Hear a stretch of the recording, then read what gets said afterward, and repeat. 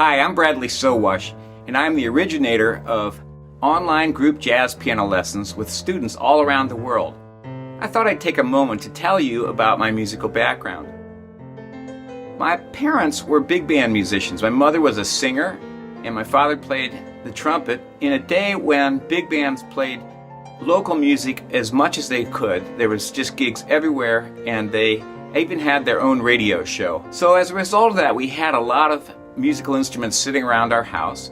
And on Friday nights, my whole family would have jam sessions. I played a beat-up old trombone, and my dad said, just slide around on this until you find a note that fits. My mother played the piano, and my brothers played trumpet and a variety of percussion instruments.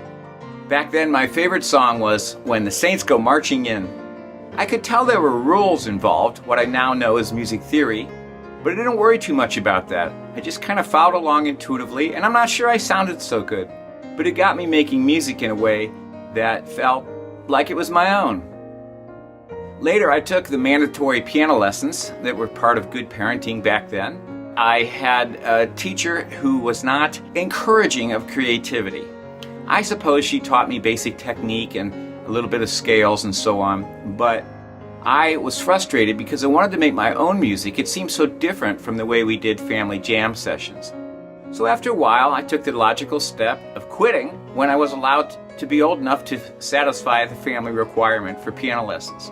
Around that time, we went to a restaurant, and there was a guy sitting there playing piano who was playing without music, and I was fascinated by that. So I went up to the bandstand and asked him how he did it, and he looked down at me and he said, "Learn your chords, kid."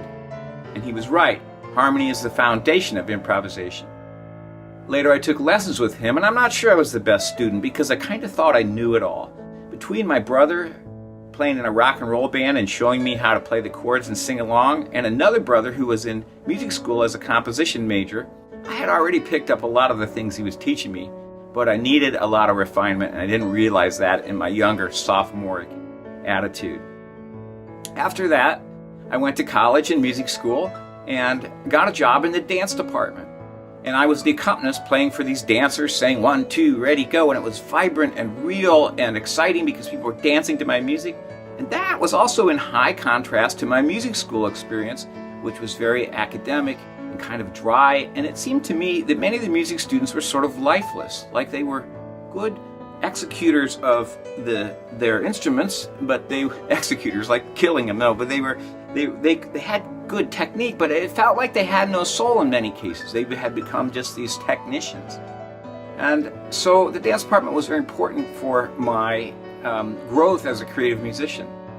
After that, I moved to New York City, where I continued playing dance classes and got very involved in jazz music. Took a lot of private lessons with wonderful jazz piano players in New York City, and just developed my jazz skills alongside of compositional skills that were really my own music. So since then, I made a living in all manner of places, playing in churches and even in a circus and a train station, private parties, corporate meetings.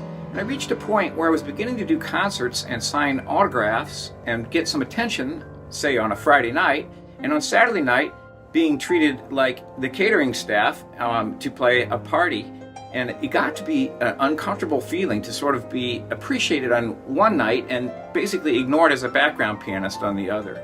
But that was necessary to make a living as a freelance musician. So after a while I got tired of that and decided I would only do concerts. I would only play where people would actually listen. And to this day, that is the way I decide whether or not to accept an invitation. Later, I wrote a lot of books for Chose Music Company and a lot of books for Augsburg Fortress Press, and now my own books that have featured jazzy piano arrangements of hymns, spirituals, and also piano methods about how to improvise. The last 10 years or so, I've been teaching as a wonderful way to use my skills. It doesn't involve the traveling all over to concerts I didn't always want to play or gigs I didn't always want to go to. And I'm really enjoying now teaching online group jazz piano lessons to people all over the world. I have this nice community of friends that help each other learn to play. It's so satisfying. So that's a little bit about my musical background. And thanks for listening. Until next time, enjoy your creative music making journey.